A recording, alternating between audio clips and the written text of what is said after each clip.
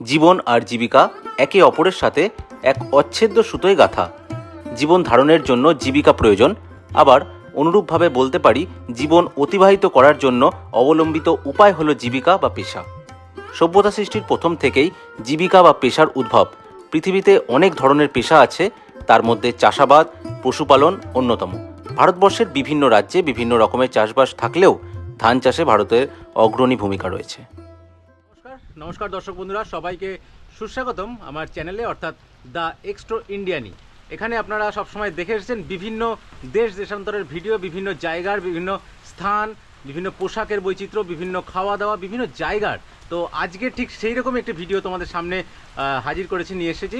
মানে যেখানে আমি রয়েছি এখন সুন্দরবনের প্রত্যন্ত গ্রামের যেসব চাষবাস সেইগুলো ঠিক কেমন হচ্ছে। প্রচণ্ড বর্ষা চলছে, মানে এখানে প্রায় 3-4 দিন লাগাতার বৃষ্টি চলছে এবং জায়গায় জায়গায় সমস্ত পুকুর খাল বিল সমস্তটা পুরো ভরে গেছে। তো আজকে বেশি দেরি করবো না, তোমাদের সেই সব জিনিসগুলো দেখাবো যেখানে সাধারণত মানুষ চাষবাস করছে, যেসব জায়গাগুলোতে সেই সব জায়গায় নিয়ে যাবো, সেসব মানুষদের সাথে তোমাদের কথা বলাবো, দেখবে শুনবে তোমরা।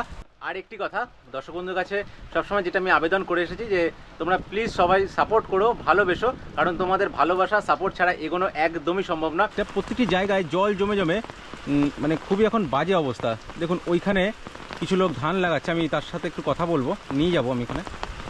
কি সুন্দর একটি ওয়েদার তৈরি হয়েছে, কিন্তু যারা এখানে স্থানীয় বাসিন্দা তাদের জন্য খুবই কষ্টের একটি সময়, মানে কাজ করার জন্য। যদিও ধানে প্রচণ্ড জল লাগে, তো তার জন্য একটি ভালো দিক হলেও কাজ করা বা অন্যান্য কাজে সত্যি খুবই কষ্ট। যেহেতু সুন্দরবনের জঙ্গল এখানটায়, সেই জন্য এই যে সুন্দরবনে প্রচুর পরিমাণে যে বৃক্ষ আছে, যার জন্য আমাদের এখানে বর্ষাটা খুব মানে বেশি হয়।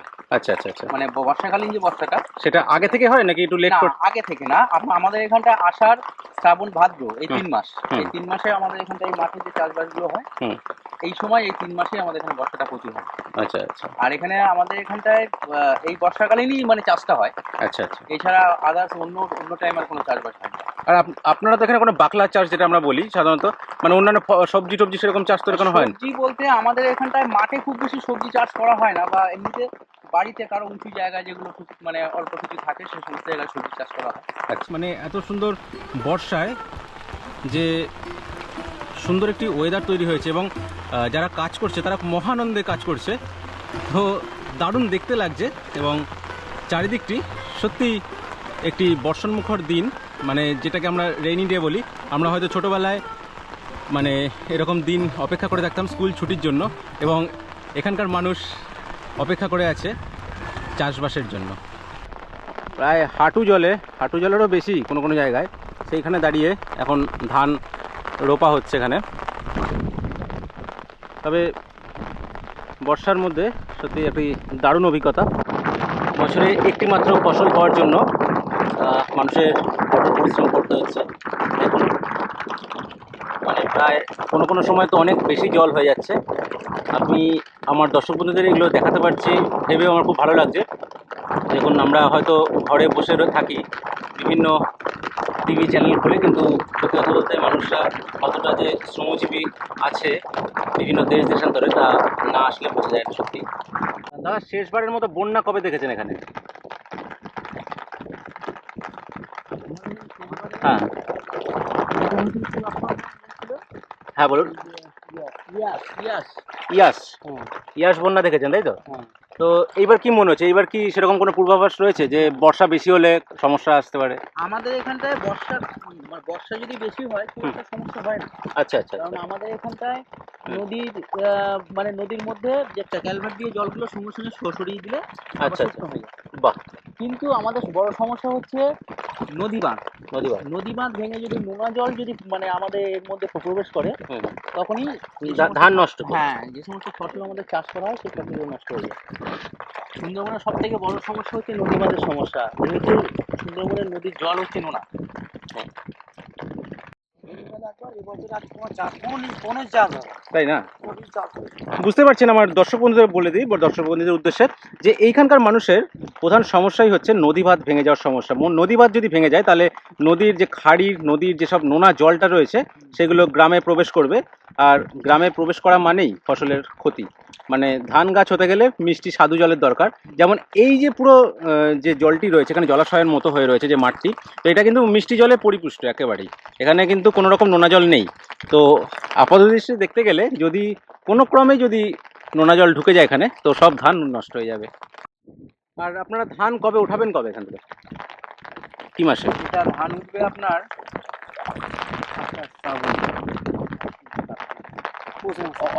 হ্যাঁ পৌষ মাসের দিকে ধান পৌষ মাসে ধানটা উঠবে। আর এই ধান আপনারা মার্কেটজাত কি করে করবেন? মানে এখানে কি কোনো মান্ডি হয় কোনো? মাঠ না, এখানে আমাদের এখানে মান্ডি ওরকম ভাবে মান্ডি বলে কিছু নেই। আমাদের এখানটায় কিছু কিছু মানুষ আছে, তারা আমাদের কাছ থেকে ধান কালেক্ট করে নিয়ে তারা মানে বাইরে নিয়ে। আপনার কিরকম রেটে ধান বিক্রি করেন? এখানে রেট বলতে এখন বর্তমান রেট আছে 1000 টাকা এক বস্তা, মানে 60 কিলো এক বস্তা হয় আমাদের। 60 কিলো এক বস্তা, হ্যাঁ। 1000 টাকা? হ্যাঁ 1000 টাকা, 1030 এরকম রেট থাকে আমাদের কাছে। এবার ধান বিশেষ, এবার আপনার যখন আরো যেগুলো সরু ধান বলা হয়, যেগুলো ভালো চালের ধান হয়, সেগুলো আবার একটু রেট বেশি হয়, 1200, 1400, 1500 এরকম 60 কিলো বস্তা। ছোটবেলায় একটি কবিতার লাইন, মানে দুটো লাইনের কথা খুব মনে পড়ছে। কেমন করে বিট ডুবুরি সিন্ধু সেচে মুক্তা আনে। মানে এই যে লাইনটাই এখন কতটা তাৎপর্যপূর্ণ আমার জীবনে আমি জানি না, কিন্তু এইটুকু বুঝতে পারছি যে এই লাইন দুটোর অর্থ, মানে কবির ভাষায় যে সিন্ধু সেচে যে মুক্ত আনার কথা বলা হয়েছে, আমার কাছে কোনো না কোনো ক্ষেত্রে দাঁড়িয়ে এই চাষি ভাইদের জীবনটাও কিন্তু অনেকটা সেই রকমই। মানে এতটা প্রায় এক হাঁটু, কোনো কোনো জায়গায় কোমর জল, এতটা জলে দাঁড়িয়ে স্ত্রী পুরুষ একই নির্বিচারে কাজ করছে এবং তারা তাদের সোনার ফসল ফলাচ্ছে এই জমি থেকে। এবং যেখানটা এতটা স্ট্রাগল রয়েছে সুন্দরবনের মতো জায়গায়, মানে বুঝতে পারছেন যে এখানে এক ফসলি জমি, মানে এটা সারা বছর কিন্তু এখানে ধান বা অন্য কোনো কিছু হয় না, শুধু এই বর্ষার সময়, মানে বর্ষার সময় যে মিষ্টি জল, সেই মিষ্টি জলের যে চাষটি, সেই চাষ সেটা হচ্ছে। তো তার মানে আমার কাছে কোথাও না কোথাও তার অর্থ অনেকটা অপরিসীম। মানে সত্যি সিন্ধু সেচে মুক্তা আনার মতোই সোনার ফসল ফলাচ্ছে এই সুন্দরবনের চাষিরা তাদের জীবিকা নির্বাহের জন্য।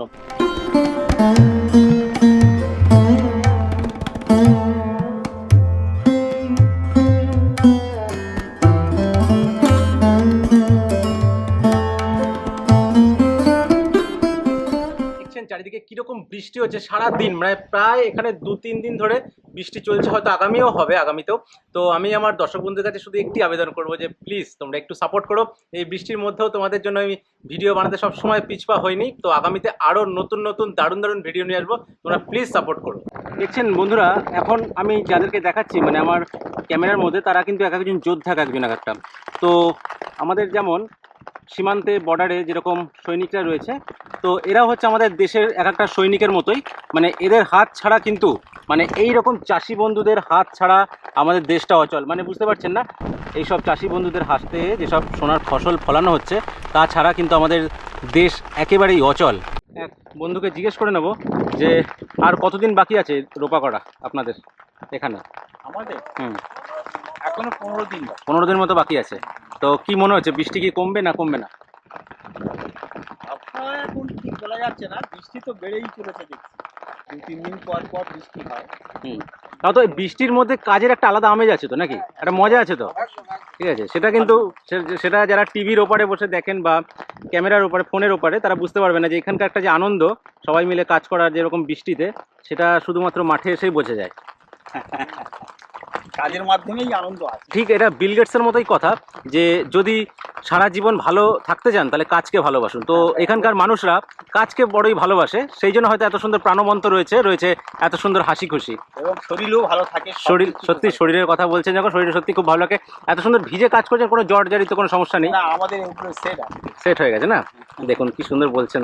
সবসময় বলি আমার দর্শক বন্ধুদের কাছে যে ভারতবর্ষ একটা বৈচিত্র্যের দেশ, সত্যি চারিদিকে বৈচিত্র্য। মানে দেখুন কোনো জায়গায় যেমন অন্ধ্রপ্রদেশ বলুন, উত্তরপ্রদেশ বলুন, তো এখানে যেমন 3 ফসলি যেমন ফসল হচ্ছে, 3 ফসলি জমি রয়েছে, কিন্তু এখানে যেমন 1 ফসলি জমি। তো সত্যি তা এই যে, এবং শুধু 1 ফসলি জমি না, স্ট্রাগলটা দেখুন, মানে প্রায় হাঁটু জল বা কোমর জলে দাঁড়িয়ে তাদের ধান রোপা করতে হচ্ছে, বা বিভিন্ন আমাদের শুধু পশ্চিমবঙ্গে যে সুন্দরবন এলাকায় এরকম জায়গা রয়েছে তা নয়, এরকম বর্ষানমুখর জায়গা সেটা অনেকটা বাংলাদেশেও রয়েছে, মানে অনেক জায়গায় রয়েছে এবং দেশের মধ্যেও অনেক জায়গায় রয়েছে। তো আমি সেই দিক থেকে যদি দাঁড়িয়ে আমি বলি, তো কোথাও না কোথাও বিট ডুবুরি, এরা এক একটা বিট ডুবুরি বলুন বা চাষি বন্ধু বলুন, তো এক কথায় বলতে গেলে এরা কিন্তু মুক্ত আনু বা সোনার ফসল ফলিয়ে সোনা ফলা একই। আমার সোনার বাংলা, আমি তোমায় ভালোবাসি, সত্যি এই কথাটির পুঙ্খানুপুঙ্খ অর্থ একেই হয়তো বলা যায়, একেই বলা যায় যে আমাদের সোনার বাংলার ফসল। দেখুন, সোনার ফসল এইসব মানুষদের হাতেই ফলবে। সোনার ফসল ঠিক পৌষ অগ্রহায়ণ মাসেই এই ধানগুলো কাটা হবে।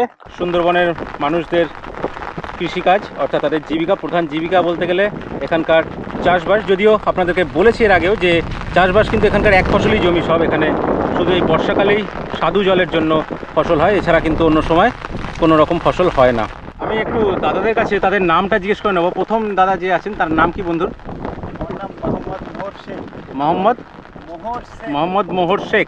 আর আমার পেছনে সাদা গেঞ্জি পরে আছে যিনি, সেই বন্ধুর নাম সন্তু মণ্ডল। আর ওই পাশে যে দাদা রয়েছেন, হ্যাঁ, সুধর্ণ মণ্ডল। দেখুন, সুধর্ণ মণ্ডল এবং সন্তু মণ্ডলের সামনে রয়েছে মোহাম্মদ মোহর শেখ। মানে এটা বুঝতে পারছেন যে আমাদের দেশে যে আমরা হিন্দু মুসলিম একসাথে কাজ করছি একটা ভাইয়ের মতো, সেটা সব জায়গায় দেখা যায় না। খুবই, আবার খ্রিস্টানও রয়েছে দেখুন বলছেন। তো এত সুন্দর, মানে কোনো জাতপাতের ভেদাভেদ নেই, একসাথে কাজের কোনো ভেদাভেদ নেই। সত্যি এই রকম দৃশ্য আমাদের এই বাংলা ছাড়া কোনো জায়গায় দেখা যাবে না। সত্যি দারুণ লাগছে এনাদের সাথে এই ভিডিওটি করতে পেরে, এবং আপনাদের কাছে দেখাতে পেরেও খুবই ভালো লাগছে আজকের দিনটি। দর্শক বন্ধুদের কাছে শুধু একটি রিকোয়েস্ট, যারা চ্যানেলে নতুন তারা প্লিজ সাবস্ক্রাইব করে রাখো, আর যারা চ্যানেলে আগে থেকে রয়েছে তারা বন্ধু বান্ধবের মধ্যে শেয়ার করে দিও। আর সবসময় বলবো একটি কথা, যে তোমাদের ভালোবাসা, তোমাদের সাপোর্ট ছাড়া এগোনো একদমই সম্ভব নয়। আরেকটি কথা, সেটা হলো আমার ড্রোন নিয়ে এসেছি আজকে তোমাদের এই ভিডিওর মধ্যে। আমি ড্রোন ফুটেজ দেখাতে পারলাম না, তো তার জন্য আমি আন্তরিকভাবে দুঃখিত। আজকের ভিডিও বেশি দীর্ঘ করব না, দেখা হচ্ছে খুব শীঘ্রই তোমাদের সাথে নতুন কোনো একটি পর্বে, নতুন কোনো একটি ভিডিওতে। আশা করব তোমরা সবাই ভালো থাকবে, সুস্থ থাকবে, আর তোমাদের এই ভাইটিকে একটু সাপোর্ট করো, কারণ তোমাদের ভালোবাসা এবং সাপোর্ট ছাড়া এগোনো একদমই সম্ভব নয়।